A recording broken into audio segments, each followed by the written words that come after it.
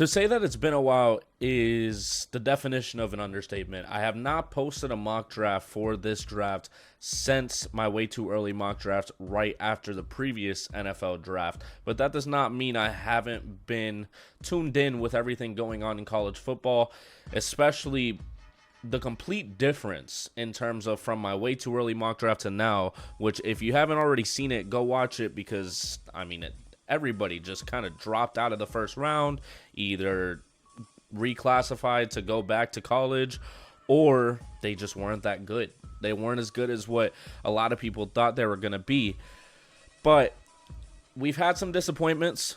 We've had, whether it's really from injuries or it's just from them not being as good as we thought, like I just said, it gives the spotlight to certain players that probably wouldn't get it usually, because this was supposed to be a pretty quarterback heavy draft. And whether, again, it was just them not playing that great like Garrett Nussmeier, or injuries like Drew Aller, who, wasn't having a fantastic season, but he could have turned it around. There's a lot to be desired, or there's a lot left to be desired in this NFL draft, but we have a significant amount of players like linebackers and edge rushers. There's a plethora of edge rushers in this draft, and yes, I will be having longer mock drafts coming out going forward, but I just wanted to shake off the rust a little bit with this one. And obviously the number one pick, we're gonna go with who is gonna go number one, and that's Fernando Mendoza, the only QB that maybe might go in the first round, to be quite honest with you. But Fernando Mendoza went from being not talked about at all as a transfer to Indiana to basically being the exact quarterback that they needed throughout the whole way.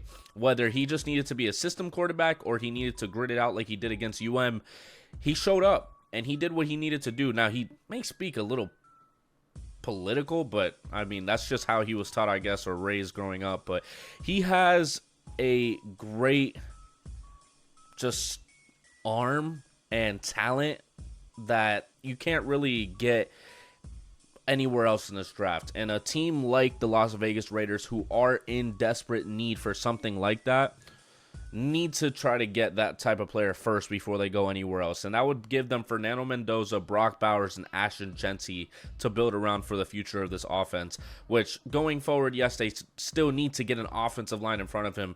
But with the way Fernando Mendoza was dealing with the offensive line in the national championship, that is a great appetizer to how it's going to be for the Raiders next year, more than likely, unless they find some gems in this draft or they're able to sign some players in free agency. But for sure, Fernando Mendoza is going to be the first one. My only issue is when he's under pressure, but at the same time, he's able to read the pressure and he's able to adjust. That's what I was able to see throughout the entire time that I've watched him. And through the season, he progressively got better. It wasn't like he was always this good and we just never saw him or anything like that. He just progressively got better under Cignetti's system, and you can't really discount that. So we'll see if that translates to the NFL, and to the Raiders, who will more than likely have Clint Kubiak as their head coach going forward. And the New York Jets had a fire sale of their coaches, and they just basically got rid of every single one except for their head coach. Obviously, they just signed him last year, Aaron Glenn.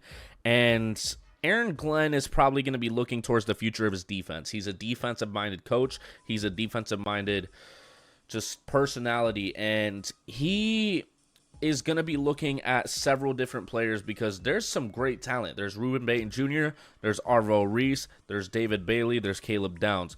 You have Ruben Bain Jr., who could have been talked about as a Heisman candidate if he wasn't double team, triple team basically every game. You have Arvell Reese, who is really the linebacker that you would want to get for your future of that position. He can do basically everything you need him to do as a linebacker, and he's very, very talented. He showed that a lot this season at Ohio State. David Bailey has a first step that you cannot teach. You can't teach that, and it's something that can very well translate extremely well to the NFL and very quickly. Obviously, he's going to be very young, so it may take him some time. Caleb Downs, a safety who I think is just gonna come to a team and be NFL ready. I can't imagine Caleb Downs is not gonna be one of the best safeties in the NFL in a couple years. Jeremiah Love, I mean, they already have Breece Hall. Wide receivers, you got Jordan Tyson, Carnell Tate, both very talented players of their own, but Mekhi Lemon has been showing out recently, and in terms of reliability, I would rather go Mekhi Lemon over Jordan Tyson right now. But Jordan Tyson, if he's able to stay healthy, I could see him being more of a factor. I mean, the Jets can really go with anything right now. They really can, but I just can't see Ruben Bain Jr. going anywhere else but the second overall pick. Ruben Bain Jr. is just great on both sides. You can't discount his pass rush, and you can't discount his run defense. I saw him multiple times read the run almost immediately, and he'd get into the backfield and get a TFL immediately. And in the pass rush, he had moves that he wasn't using the same move twice. He wasn't. And if he really wanted to get to the quarterback in just game time moments, Ruben Bain did that. And I think Ruben Bain is going to be a great NFL player. And I wish that he would go to the Miami Dolphins after spending time at UM. But he's going to end up going to the New York Jets in this mock draft. And going forward with the Arizona Cardinals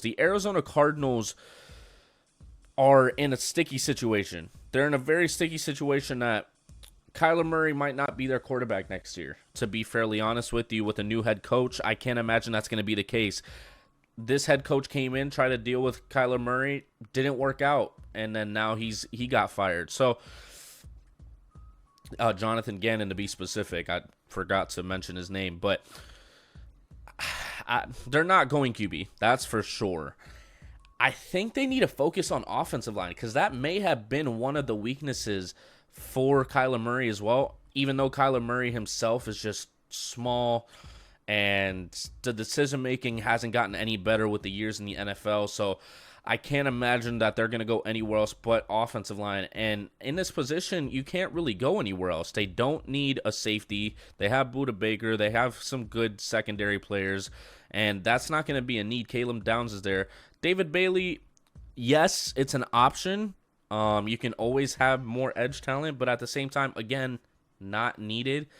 Arvell Reese, they have pretty good linebackers that doesn't need to be it doesn't need to have an investment like an Arvell Reese at the third spot. So something that needs some TLC is definitely going to be tackle.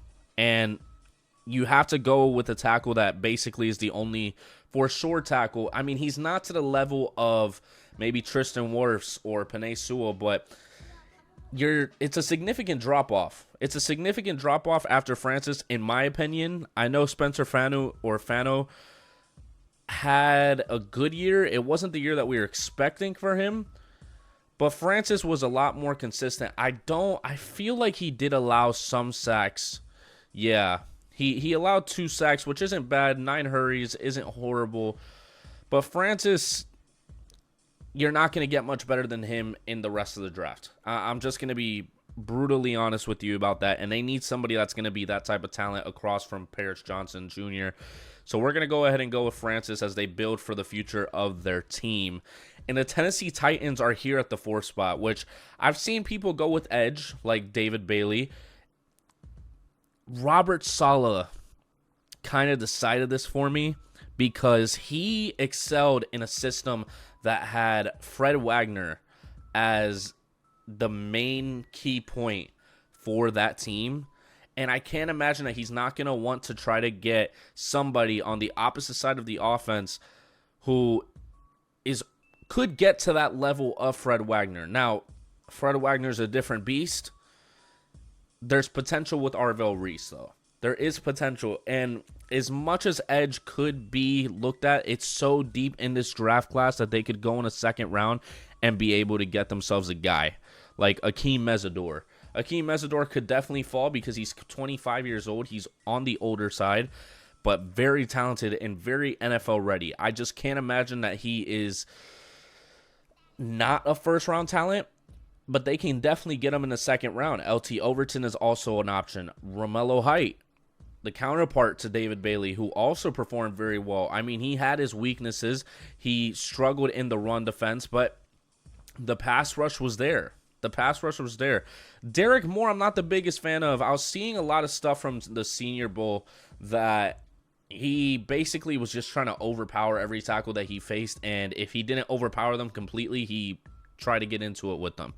I don't like that out of someone that's supposed to be coming to my team. It's almost like a Shamar Stewart type of situation in terms of character. But I'm going to go with... This is a tough one. This is definitely a tough one. I think I'm going to have to go with Arvell Reese. Now, the only thing that makes me hesitate is that there's not a lot of 2025 footage of him in coverage, in true coverage drops, which you got to get what you can get in this type of talent. He is a heat-seeking missile. Wow. Type of second-level defender, and he can be very impactful. He can be a very impactful player for a young, up-and-coming defense that has some older players but is trying to get into this new generation of a team. And I guess I could say a younger team, not defense, because the defense was built on the veterans. But I think Arvell Reese is definitely going to be their guy. I think Arvell Reese is the best case scenario for the Tennessee Titans. And now we move on to the New York Giants, who lost Malik Nabers to, I think it was like 3 different injuries that he had when we originally thought that it was just a torn ACL. I think he had, oh my gosh, I can't even remember. He got turf toe. He got a torn ACL. I think he had a torn MCL. It was just insane. And I don't know when he's coming back, to be quite honest with you. So you have to put a weapon next to him so that whenever he goes down, it's not the end-all be-all. Because that's kind of what we saw with the Giants. They were still competitive, but they still lost games.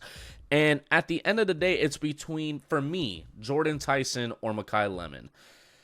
Who are you going to pick between the two?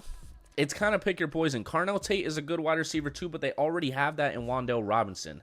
I don't think that they want to have a Carnell Tate who's basically just going to be the same type of player.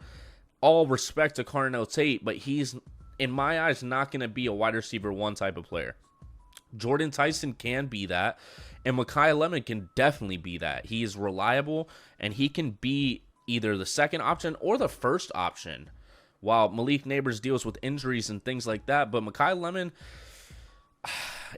I think he's going to be my guy. I think he is. He's my wide receiver 1. I think he's going to stay there in terms of right now just because of his reliability. Tyson, in terms of talent, Tyson is my wide receiver 1. But if I'm thinking about everything, I think it's going to have to be Makai Lemon. I think it's going to have to be.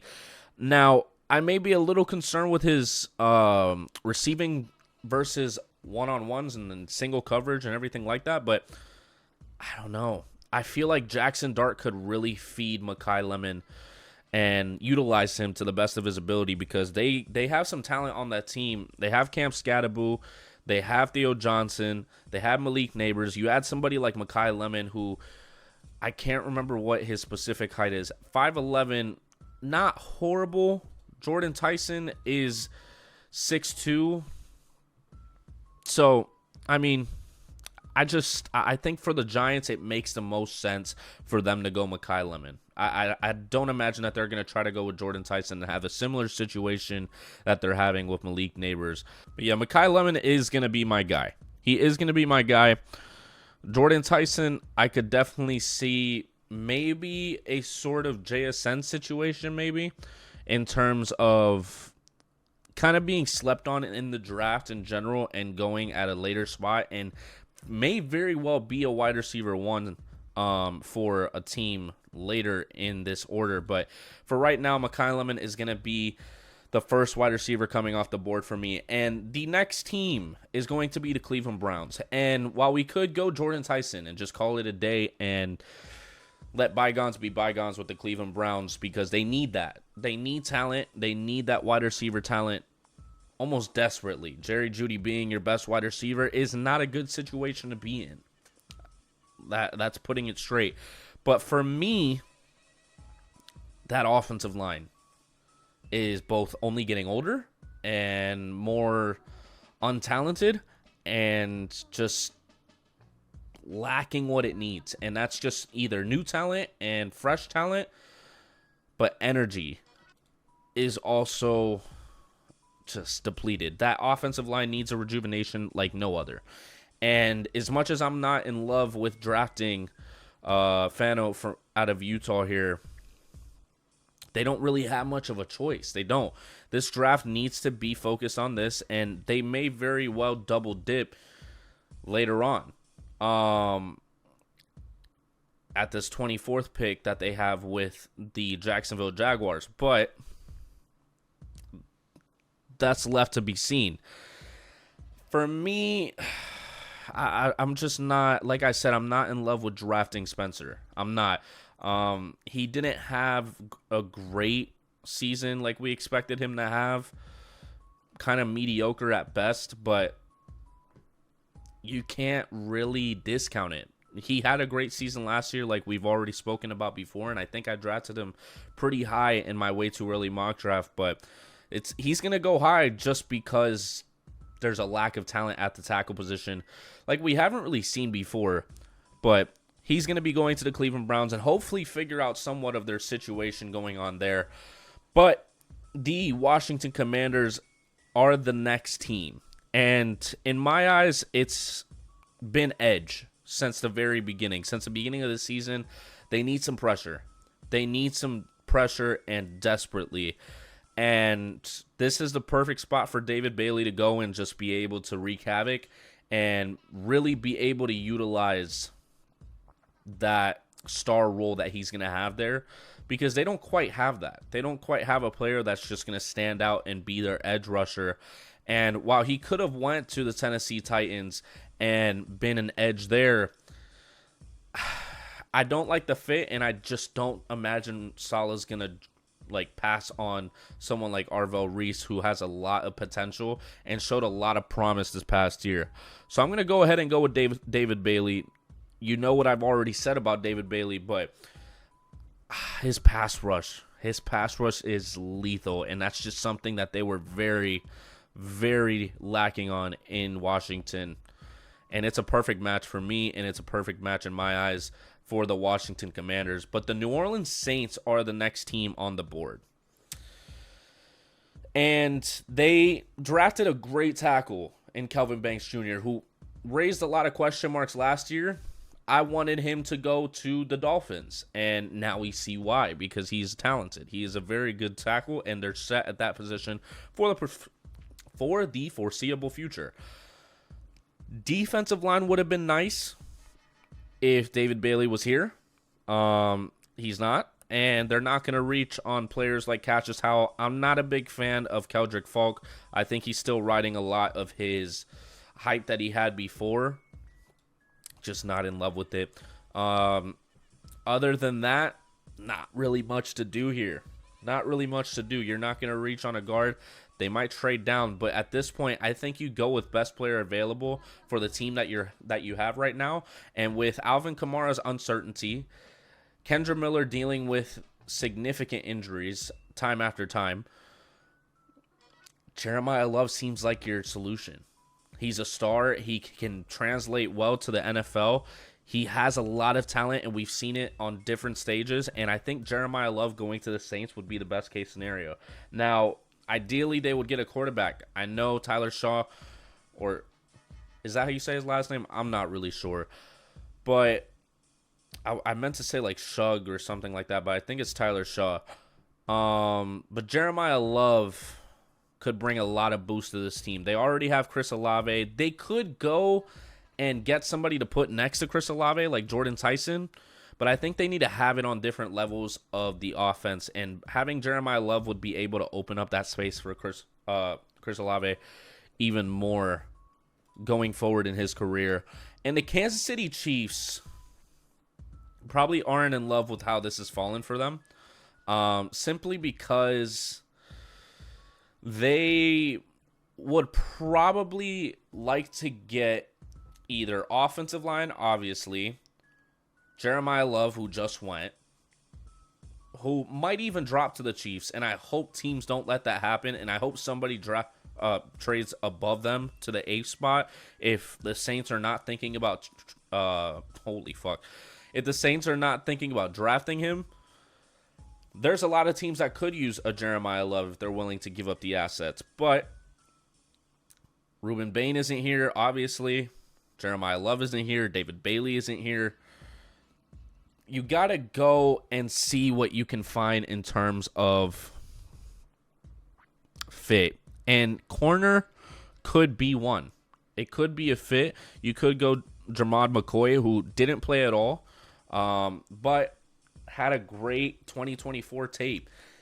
A lot of corners in this draft don't have nearly the level that he did in 2024. And if his medical history checks out, we could see him get drafted above players that played a full season last year. Now, Mansour Delane is not anything to sneeze at. He's not. And me personally, I love Mansour. I think he should go to the Dolphins, and I want him to go to the Dolphins as a Dolphins fan. But we'll hit that whenever we get there. In terms of the Kansas City Chiefs, though, at the Senior Bowl, Caleb Banks showed us a promise and showed us that he should be talked about in the top 15. Now, where in the top 15? I'm not 100% sure. Peter Woods kind of fallen off a little bit. He has. And it's really between Peter Woods and Caleb Banks for me. And Caleb Banks is 6'6", 330 pounds. He's a unit. He is an absolute unit. And I think him pairing up next to Chris Jones would be a beautiful, beautiful pairing for the Kansas City Chiefs, and a great one until Chris Jones ultimately retires. I really want to pick corner, but I think I'm going to have to go defensive line because it almost seems like Chris Jones is the only one capable of rushing with his just physicality on any offensive line when he really wants to, when he's not fighting to lose games. But Caleb Banks could be a great addition for the Kansas City Chiefs, and they have to pick for what they want at the end of the day. And at this point, it just seems like the best case scenario. It does seem like the best case scenario. Now, they can get some more draft picks if they don't like what they see because Jeremiah Love got taken and players like that. They may even take Jordan Tyson, and I'm tripping. They need... I just don't see them drafting another wide receiver. They have Rashee Rice. They have Xavier Worthy. You can fill in that third spot with really anybody, and they'll figure it out. They have Juju, which, I mean, is not great, but it's a receiver nonetheless. But I'm going to go with Caleb Banks for now, and then we'll revisit that next week and see how I feel about that going forward. But the Cincinnati Bengals are up next on the clock, and they're another team that defensive line was suffering. They were suffering. There was no getting around it. There was just no pass rush whatsoever. Unless they were very, very, very motivated. BJ Hill just going through his years right now and did what he needed to do in some games. But at the end of the day, he's not young and he doesn't have a lot of time left. I think they need to go with somebody who has the star potential like Peter Woods.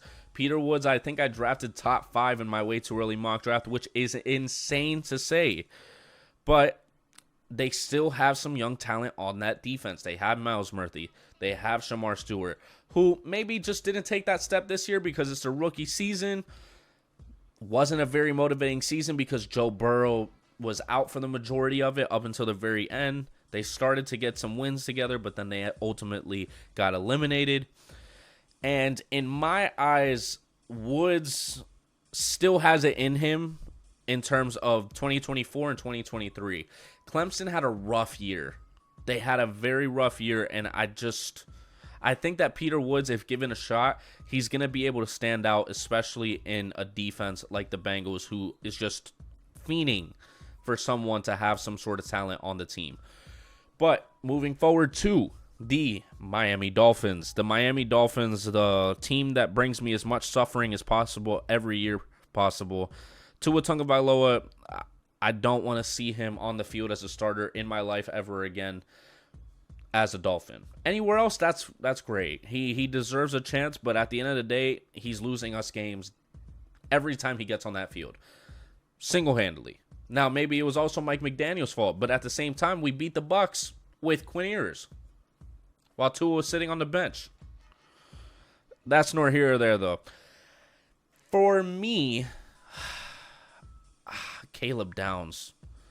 Caleb Downs just sitting here is irking me. It is. It's bothering me a lot. And with them moving on from Javon Holland a couple years back to the New York Giants, I don't know if it was a couple years or this past year. I think it was this past year because I was begging the Dolphins to take Malachi Starks, which now we see what he is. That corner position was brutal. It was absolutely brutal this past year. It was the biggest weakness on the team, and there was no doubt about that. Jalen Ramsey went to the Steelers, and we basically lost all depth in terms of that corner position. They need to try to hit big, and I think you have to go with someone that's going to be there for sure, and that's going to be Mansour Delane. There's really no explaining it. He's great in man. He's great in coverage. I can't imagine that they go with any other position other than corner. And if Mansour Delane is there, you go with Mansour Delane. There's no going around it. With a new defensive-minded coach in Jeff Hafley, for sure he's going to go defense. For sure. I can't imagine that he's going to go offense at all, as we see Jordan Tyson continue to drop. But in man coverage, that's a lethal corner. That's a lethal corner that we could have on that Dolphins defense. But the Dallas Cowboys are up next on the clock, and Caleb Downs has fallen far enough. He is one of the most talented prospects that I've seen in some time in terms of at the safety position. Caleb Downs is basically everything you need. He is everything you need in terms of a safety. He can play well in coverage. He can play well in the blitz. I think the Dallas Cowboys could use somebody that can be that type of guy for them. In terms of what he did to be able to fall out of the top 10,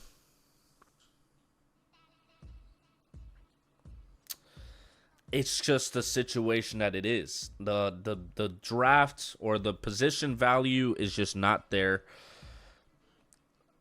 You can't really go around it. Everybody else needed some sort of offensive player or offensive line or edge, which is very important. The safety can be back there all day and can be the most talented player on the field, like Derwin James Jr., but if you don't have a pass rush, it doesn't mean anything because the players are ultimately going to get open at some point when there's nobody pressuring the quarterback. So people have to prioritize that. And I feel like Caleb Downs going to the Dallas Cowboys can be lethal.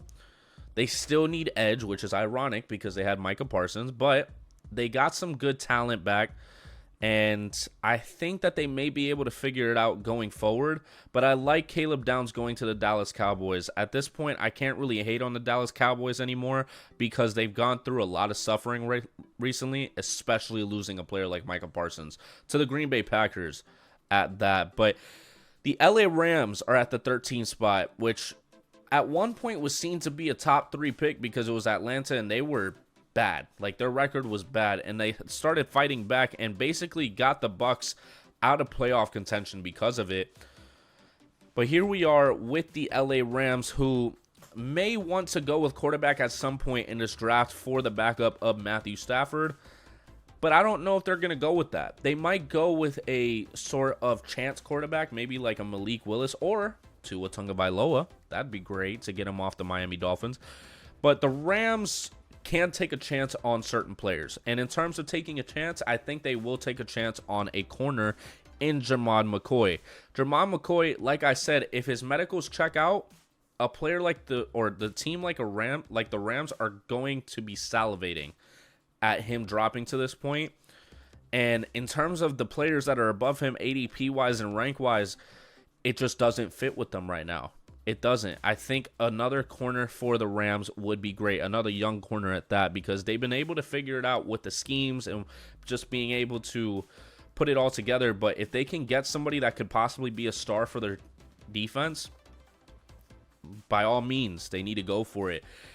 And the Baltimore Ravens are here at the 14th spot.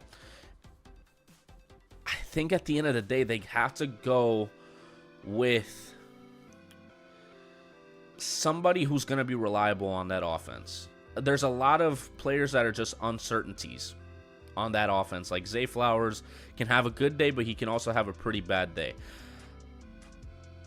The Ravens do have some trench needs in terms of the offensive line, but I like Carnell Tate going to the Ravens in terms of his efficiency as a route runner, and I feel like they've been lacking that in terms of having a true route running wide receiver for Lamar Jackson if he's still going to be the quarterback for their team, because they just got a brand new head coach.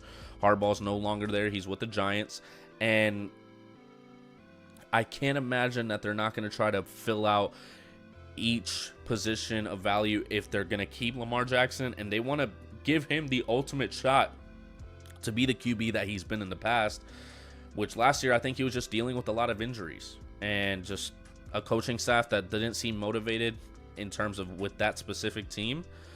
But we're going to see Carnell Tate hopefully be in a Ravens uniform to help out Zay Flowers, to help out Derrick Henry, to help out Lamar Jackson and Isaiah Likely. I don't know if Mark Andrews is still going to be talked about going forward, but we will have to see, because I think he is a free agent this year, if I'm not mistaken. And he could reunite with his former teammate in Baker Mayfield, because tight end is a need for the Tampa Bay Buccaneers. And the Tampa Bay Buccaneers have dealt with a lot of issues on defense recently. They've invested a lot in defense recently, which they have tried to fill it out and tried to figure it out as much as they can. But I think they have to go with edge. Cassius Howell out of Texas A&M is a great pass rusher. He is a fantastic pass rusher. Now, his run defense leaves some to be desired, because the Tampa Bay Bucs defense has started lacking in that. They used to be one of the best defenses against a run, and they've kind of like phased out a little bit. At points, they're at their peak. But I think they need to focus on their pass rush a little bit more than they do their run defense, because they can be able to figure it out on the run with certain talents around them like Vita Vea. Maybe even Cassius Howell is able to do it. Yaya Diaby. It really just depends on who you want to put in on those packages. But Cassius Howell is the pass rusher that they've been looking for, and I think he can bring a lot to this Tampa Bay Buccaneers defense going forward. And the Jets are back here at the 16th spot with the Sauce Gardner trade that they had to the Indianapolis Colts. And the Colts ended up not doing well for the rest of the season after that trade, just because of injuries to their quarterback, obviously. But they ended up giving the Jets the 16th overall pick. And with the 16th overall pick in the NFL draft, I think they're going to go with Jordan Tyson. They already went with Ruben Bain to begin with. You could have two star-studded picks in the first round just based off of this alone. Jordan Tyson could be amazing next to Garrett Wilson. Now that I think about it, next to Garrett Wilson, they could thrive together. They really could, because Garrett Wilson has had issues in terms of since he doesn't have any talent next to him, simply put. And if Jordan Tyson is able to fall to this point at the 16th spot for the Jets, that would be fantastic, and I'm sure they're going to be thanking their lucky stars. But that is a nasty duo, and you can even throw Adonai Mitchell in there. Even though Adonai Mitchell is just now kind of getting his footing, I thought that he was a great wide receiver coming out of college. I think he just got put in a bad situation in Indianapolis before. But Jordan Tyson, Garrett Wilson, whatever QB they end up deciding on, I think they're still going to give Justin Fields a chance because they paid him. Breece Hall may very well still be a running back for the Jets. That still remains to be decided. But the Detroit Lions are up next. And this is the one team that I feel like would make this type of pick in the first round just to screw up anybody's draft plans for the day 2 and even day 3. I almost choked on my spit. And even day 3. In terms of edge, I don't love Keldrick Falk. I don't. And that's the most I'm going to say about it, because it's not really worth my time in terms of talking about Kendrick Falk as of right now. TJ Parker, another guy who just had a fall from grace that you can't really predict. You can't. The Clemson defensive line was supposed to be one of the best in college football, and they just ended up not being. It ended up being UM who stood out, which leads me to decide Akeem Mesidor to go to the Detroit Lions, which, sure, you're going to say that he's old. He's going to be 25. He's way too old, but the Lions are in a position that they need somebody that's NFL ready. Akeem Mesidor, when Ruben Bain wasn't showing up, it was Mesidor doing it. It was Mesidor doing the heavy lifting at points. It was Mesidor being the mature one and sticking through even on the emotionally abusive games that they would have sometimes. Akeem Mesidor was there. Akeem Mesidor was reliable, and it's going to suck for UM not having those two edge rushers going forward, but for the Lions, it's going to be wonderful putting him with Aiden Hutchinson. I don't even know why I was about to say Aiden Mitchell. Aiden Hutchinson on the Detroit Lions. And yeah, corner could be a choice, but if I'm picking from this pool right now, I'm picking Akeem Mesidor over any of the corners, and really over any of the edge rushers right now, to be fairly honest with you. Call me a homer, but I think Akeem Mesidor is very talented in his own right, and I think he deserves a shot to be a first-round pick. Akeem Mesidor also had a 20.8 pass rush percentage, if I remember correctly. It's what they need in this winning window. There's no going around it, but the Minnesota Vikings are going to be up next in the NFL draft, and defensive interior could be something that they look at. As much as it's not saying it in the needs, Jalen Redmond had some good play this season. He did. But in terms of the long-term view, this interior still needs some sort of boost. It does. And Ohio State basically produced every level of the defense, somehow still lost to UM. But Caden McDonald is the guy that I think I'm going to go with for the Minnesota Vikings. I think he was one of the best run defenders in college football, and I think the Vikings could keep investing into that, and it would just keep aiding that defense more and more. It's already talented as is, but they could use some more with a QB situation that we're not really sure what's going to happen. They let Sam Darnold walk, and now Sam Darnold's in the Super Bowl, and they're dealing with J.J. McCarthy, who thinks he's Anakin Skywalker. He's not. Just spoiler. But Caden McDonald is going to be the guy that I go with the Minnesota Vikings. There's no way around it in my eyes. That interior could use a significant boost. Again, defensive backs could be a situation. Just doesn't seem likely. Corner or center, just not a position right now that's worth anything. Running back, Jeremiah Love was really the only one that I would think about. I think the only other one that I could see is maybe an Emmett Johnson, or Hemby's good, but I like Kalen Black. Kalen Black could be a late pick. He's lethal. That man is lethal, and I saw it firsthand as a UM fan. He is lethal. He took the life out of us on several occasions in that game. But moving on from glazing the Indiana offense, the Carolina Panthers are up next on the board, and I think they've invested a significant amount into the offense in recent years. And I think it's time they finally invest into the defense with a behemoth of a man is Sonny Styles. Sonny Styles is 6'5", 243, playing linebacker. Having him in the box would be insane. They should be, like I said before, thanking their lucky stars that Sonny Styles is here at the 19th pick. But his run defense is great. His pass coverage is great.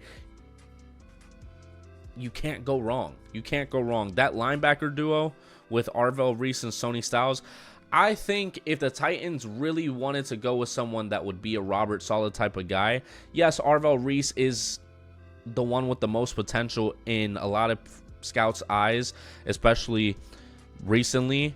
Sony Styles could be that guy too. He could be that type of guy if they're able to trade back into the first round. If somehow Sony Styles drops to, say, like the 20th pick, and the Tennessee Titans want to just trade back up and get their duo and put them back together, that would be insane.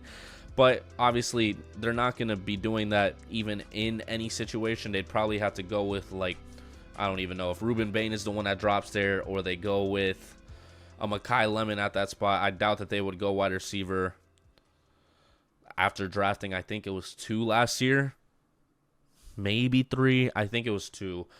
But the Carolina Panthers are going to be going with Sony Styles, which could bring a significant boost to a young team and a young defense that is finding their identity. They are finding their identity, and it's very exciting to see because the Carolina Panthers have never been really that good.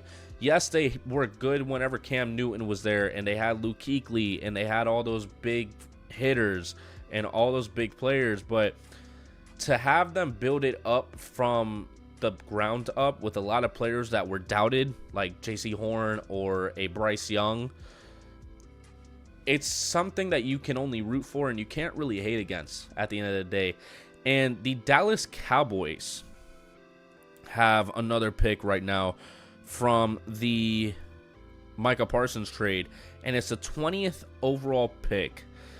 And I think that this is where the bleeding stops for TJ Parker. TJ Parker is the type of player that could play very well again opposite of Donovan.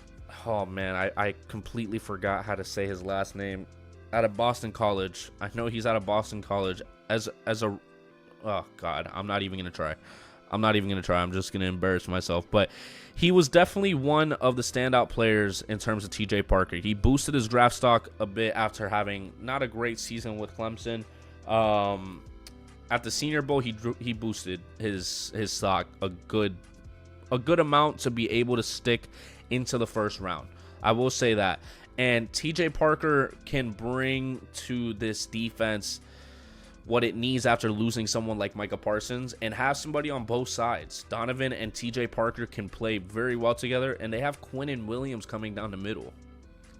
I mean, you can't really go wrong with that at all. TJ Parker is going to be my pick for the Dallas Cowboys, as the Pittsburgh Steelers, who just lost their, I think it's been like 20-something odd years, maybe more, of Mike Tomlin. They have a brand new coaching staff going into this draft, and I think it's time that they move on from the Aaron Rodgers era. Mike McCarthy is probably gonna want a QB.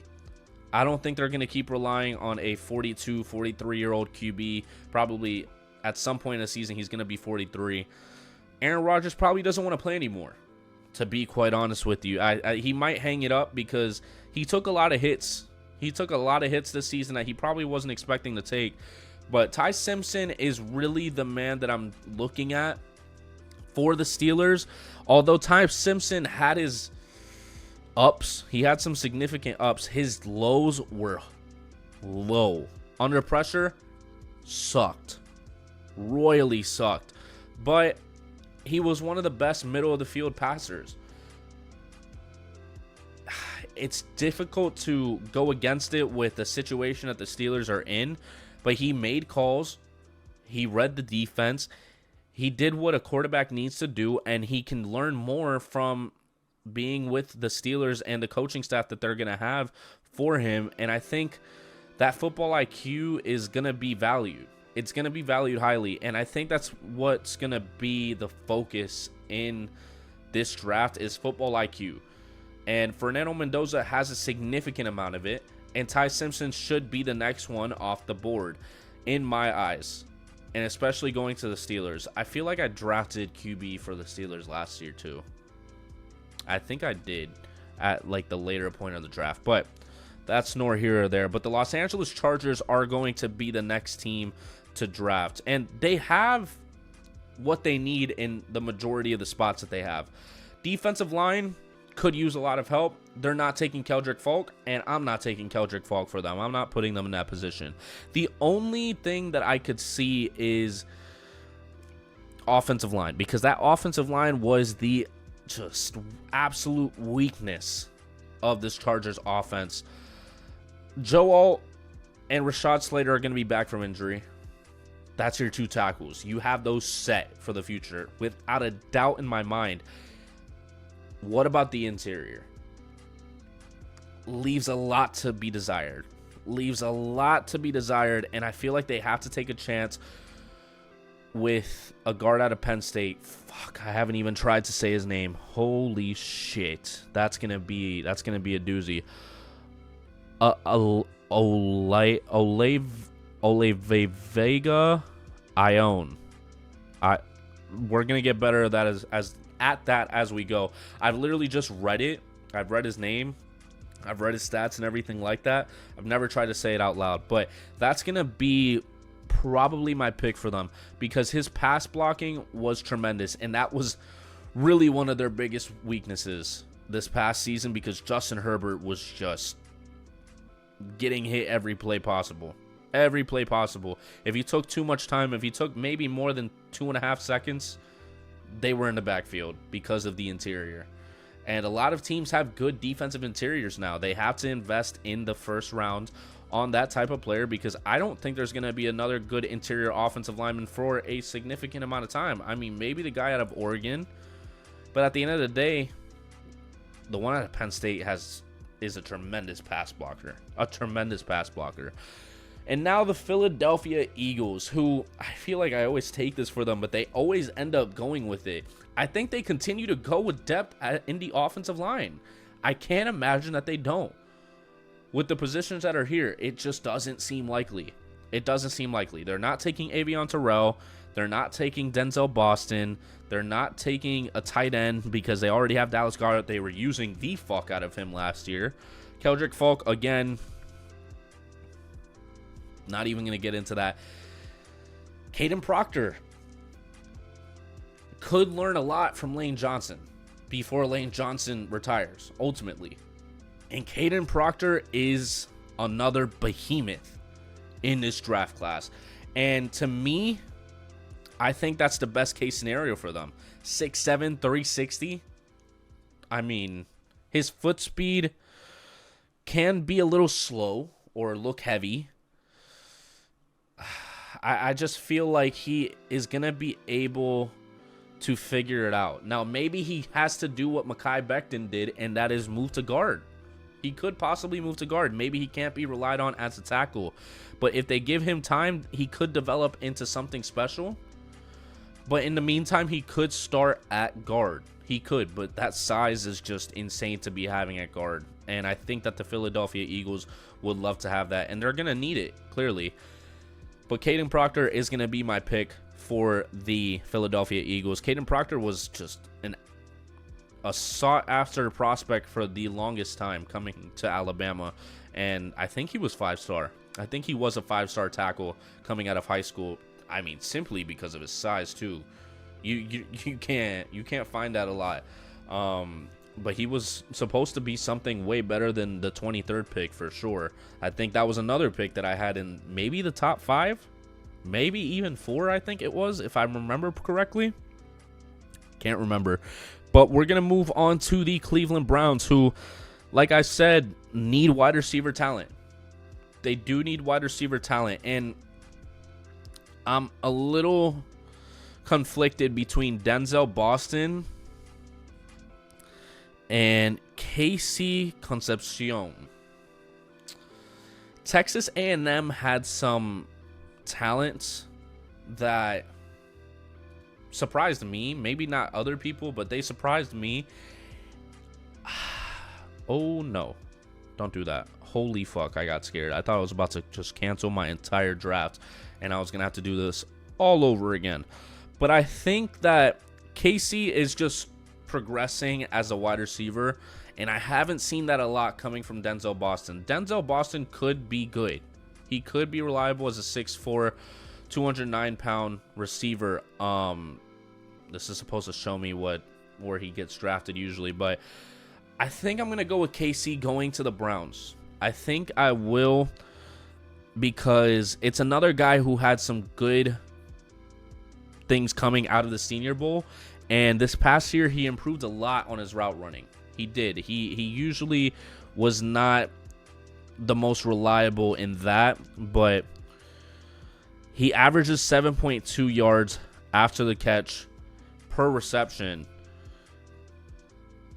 I think that's the type of receiver that they need. They have their speedy guy in Jerry Jeudy. KC could be their reliable second receiver. He could be. I think I'm going to go with that. I think I am going to go with that. As much as I want to double dip, maybe get a Caleb Lomu or go with another tackle, maybe even Emmanuel Bregnan, I'm going to go with KC for right now. Maybe I change my mind next week. But moving on to the Chicago Bears at the 25th overall pick. They had a great run in the playoffs. I will tell you that. They had a great run. That defensive line brought some energy later on in the season. They did. But Lee Hunter out of Texas Tech, defensive interior, had one of the best weeks at the Senior Bowl. He was impactful in all the drills that they had at the Senior Bowl, and whether he was a pass rusher or was a run stopper, he showed out. He showed out, and he was at UCF previously, and he was good there. And going to Texas Tech may have brought him to the next level, and it's probably going to propel him to even more once he gets to the NFL. And I feel like run defense is what the Chicago Bears defense needs. I think they allowed a significant amount of yards most games, but he could improve as a pass rusher. But I like him coming out of Texas Tech if I can find him. But yeah, Lee Hunter, they could even get him in the second round, but I like him over Christian Miller. I do like him over Christian Miller. I'm going to go with Lee Hunter going to the Chicago Bears. But the Buffalo Bills are up next. And I don't know what they do here. I don't know what they do, because with Joe Brady as a coach now, it's hard to decide. It's hard to decide just because I would have wanted Sonny Styles to come to the Bills, because Matt Milano has just not been the same type of player that he was before. And linebacker just needs help. It needs help.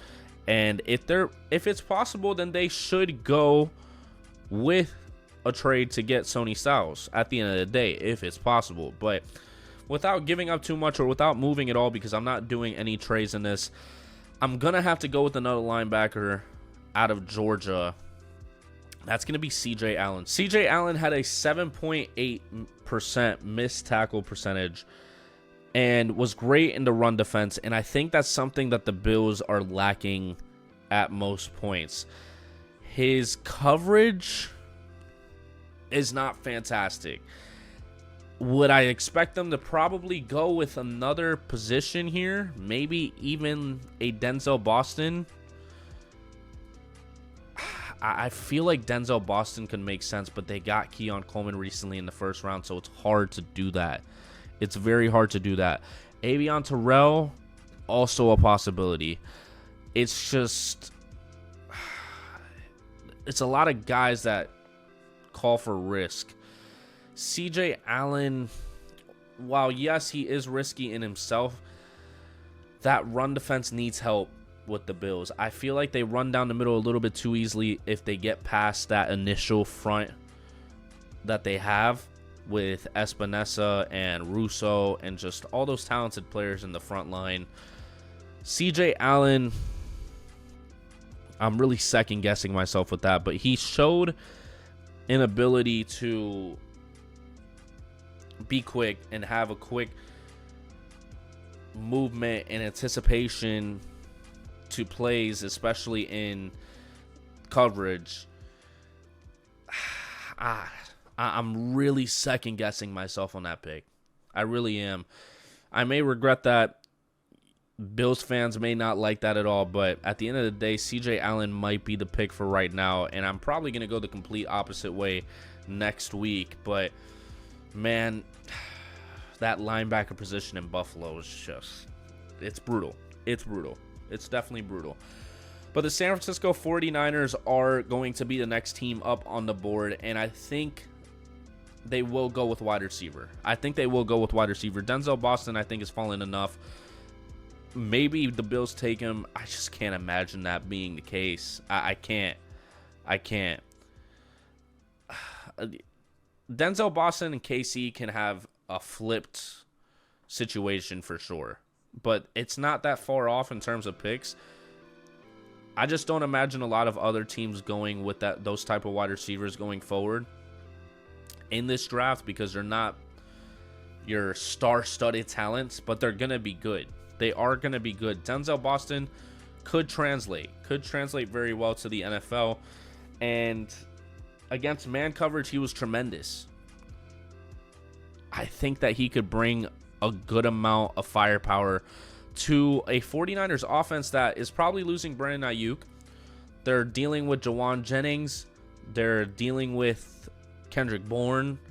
A lot of wide receivers that were really not the pick of the litter, but they're dealing with it. Brock Purdy's doing fine. Christian McCaffrey is the star of that offense, but trying to get a young wide receiver in Denzel Boston to come in and be the guy could be good for both Denzel Boston and the 49ers. But the Houston Texans are going to be next on the board, and we've said this since really the beginning of the season, is the offensive line of the Texans is going to need help.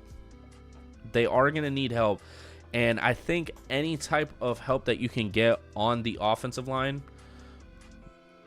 is going to be worth it.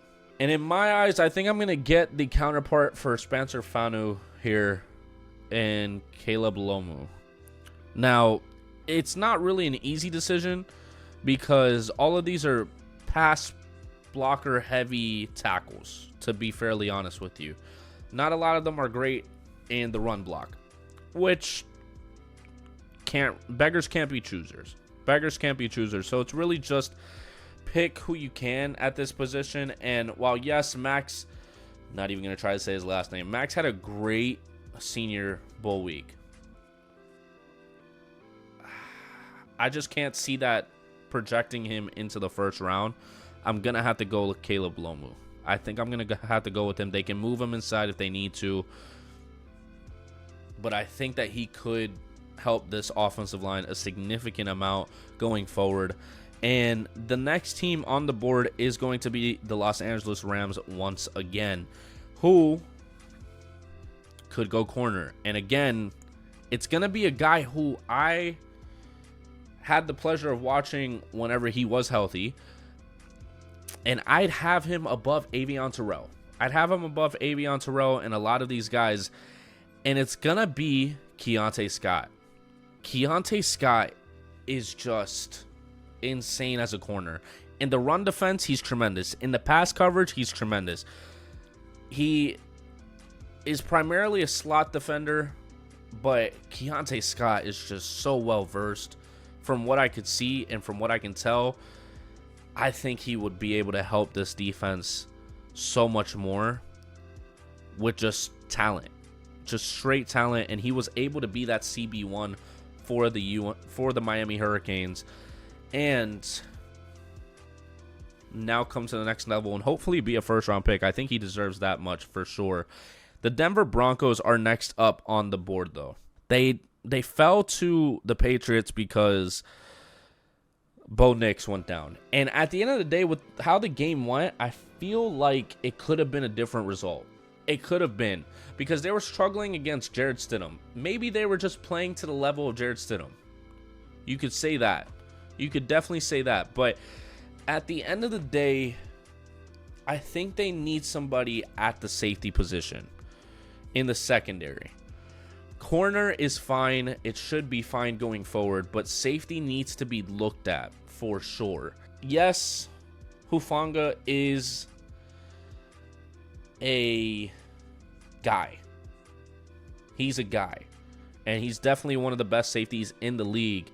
You have to look at your options at safety because the guy playing across from Hufanga is somebody who can get cut this offseason. And with that kind of being the look forward, I'm between Dylan and Emmanuel. I feel like Toledo keeps having just guys that come out and could very well be amazing. Toledo had 2 interceptions, 5 forced incompletions, and 17 coverage stops this past season. Excuse me. It almost reminds me of the projection that we would have for Quinyon Mitchell. And Quinyon Mitchell ended up being a great corner for the Eagles and still is. Maybe he had a little bit of a sophomore slump, but he was a tremendous corner in his rookie season, and I think he will continue to be. But I would take a chance on Emmanuel McNeil-Warren to play next to Hufanga and be on that star-studded Denver Broncos defense that just keeps getting better and better, because tight end could be a situation that they go with Kenyon Sadiq. But again, it's just it's not giving me anything to really go crazy about to draft him in the first round, while Emmanuel can really stand out. He could really stand out, and I feel like he's very well versed as a safety, and that could complement this defense a lot going forward, especially with the push that they might have again going into next season. But the New England Patriots at the 31st overall pick could use a significant amount of help on the edge in young talent. And with edge on the mind, you have to think about what type of defense the Patriots play, which is physical, tough, competitive. And I feel like the guy that's going to answer all those check boxes is going to be Zion Young out of Missouri. I struggle a little bit because I am a fan of Romello Height. I am, but Romello Height, like I said, in the run defense is not tremendous. Zion Young can do it on both sides. That's really where you have to go, especially for the Patriots, who can't really waste time on somebody who is only good on one side and then not great on the other, because a lot of teams would like to run tempo at points against them. And I think Zion Young could add a lot of talent and a lot of young talent to this defense. While the Seattle Seahawks are the last pick on the board. And